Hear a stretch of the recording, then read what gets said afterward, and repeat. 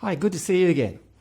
So this weight loss tip has to be one of the best. So I'm going to show you how to make a distinction between food and not food and how to wire that in so it becomes an automatic response for you, okay? So it goes like this. So how do you decide what to eat?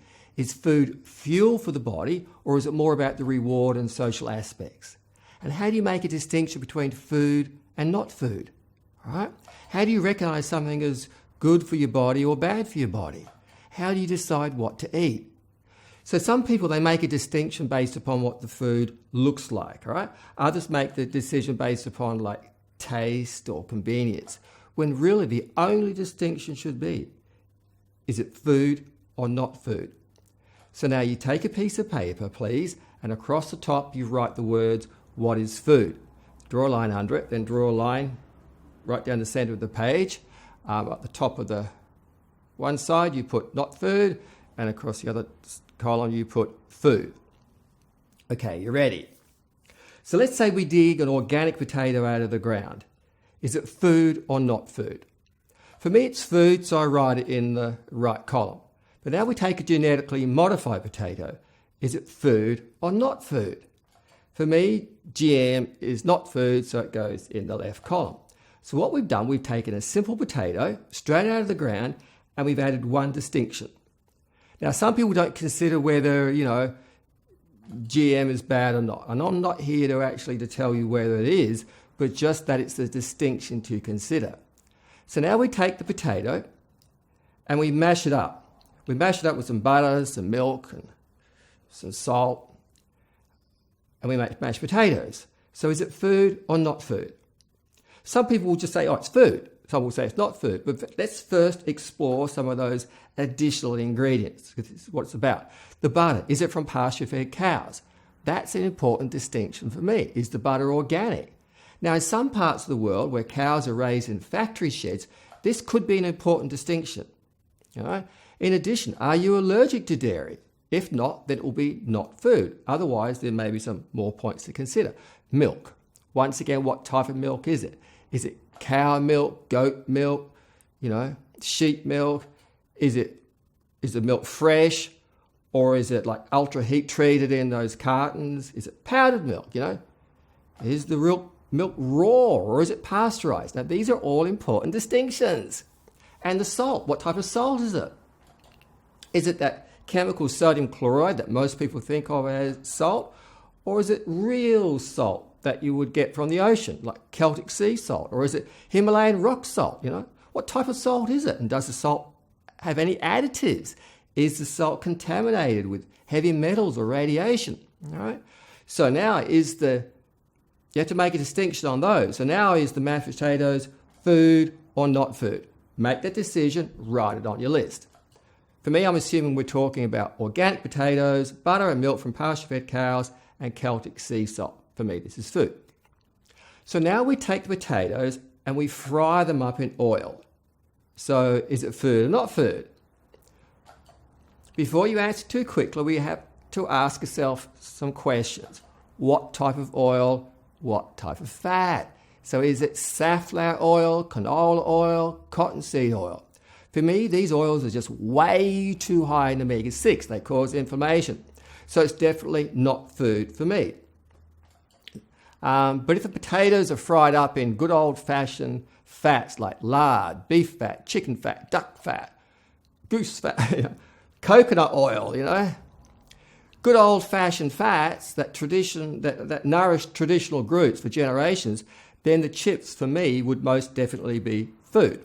But don't believe me, you're invited to do your own research, and you've got to do that and learn what makes a fat a good, heart-healthy fat, what's a bad fat. So for the purposes of this exercise, I'm assuming the chips are fried in beef fat, so they go on my food list. Now we take the potatoes and we turn them into potato crisps. So the English call them crisps, but I think the Americans call them potato chips. But we all recognize them by those bright, colorful, silvery bags that they come in, right? So are potato crisps food or not food? Once again, it's going to come down to the list of ingredients, like what fat was used to fry them, what spices, flavorings, and chemicals have been added. and what additives are not listed on the packet. For me, potato crisps are not food. Now look at your list, and mine looks like this. So now, making an informed decision on what to eat is now a matter of a number of binary choices, right? That's yes, no decisions. So as you consider the ingredients in a food item, you just ask yourself, is it food or not food? And as you weigh out the relative importance of each ingredient, you arrive at a decision as to whether to eat the food or not. But then there has to be like compelling reason why you do that. And the reason for me is that food has to be fuel for the body. So I don't care too much what the food tastes like or looks like, as long as it nourishes my body. If it looks good, smells good and tastes good, that's a bonus. But for me, food is like high octane petrol for a racing car. And you know what happens if you put sugar in a car's petrol tank? It just seizes the motor. So why would you want to put junk in your stomach? If you want to live a long, healthy life, if you want to bring up strong, healthy children, if you want to have a great sex life, you want to be an Olympic athlete, if you want to be free from illnesses, if you want to succeed at the highest level in life, relationships, career, sport, whatever you put your mind to, then you need to give your body the best food that you can possibly afford.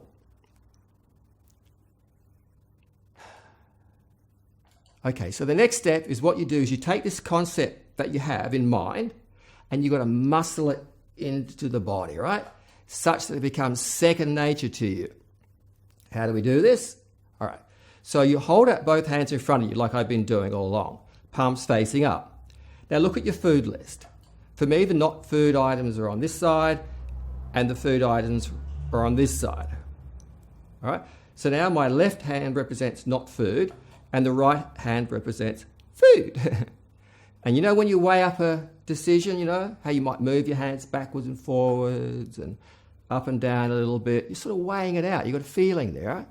So this is the process of taking thoughts in mind and feeling it out and weighing it up. So now what you do is you look at your list of food items and you ask yourself the same questions as before, all right? But now you're going to feel that decision in your body and muscle it in. So we dig a potato out of the ground. Is it food or not food? Move your hands backwards and forwards. Feel it out, Weigh out the decision. Is it food or not food? And then we take the potato and turn it into mashed potatoes. Consider the items in there. Is it food or not food? Just feel that answer in your whole body, right? What you're doing, you're either feeling a yes or you're feeling a no. It's one or the other. And the potato crisps, are they food or not food? So that's it. So now you've got the process muscled in. When are you going to use it? When's going to be your first opportunity to make an informed food decision? When's your next meal, your next snack? And as you think about your next meal, see yourself running this procedure. Hear yourself asking the question, is it food or not food? Just feel yourself lifting up both of your hands and weighing up the decision. And if the answer in your mind is food, then go ahead and eat it. But if the answer is not food, then say out loud, this is not food. That's not going in my body, all right? And then just shift your thoughts to whatever will help you to achieve your most cherished desired outcomes. So that's a weight loss tip for today, all right? It's quite a lot in there, all right? And to get my other weight loss tips, make sure you subscribe to my channel. Please like the video and share it on Facebook and your favorite social networking sites. And please let me know how you progress with your weight goals. Please let me know how this weight tip works for you, all right? And if you want to make friends with me on Facebook, just search for Abby Eagle Australia. I also have a business page on Facebook, which you might want to follow as well. And I look forward to talking to you soon.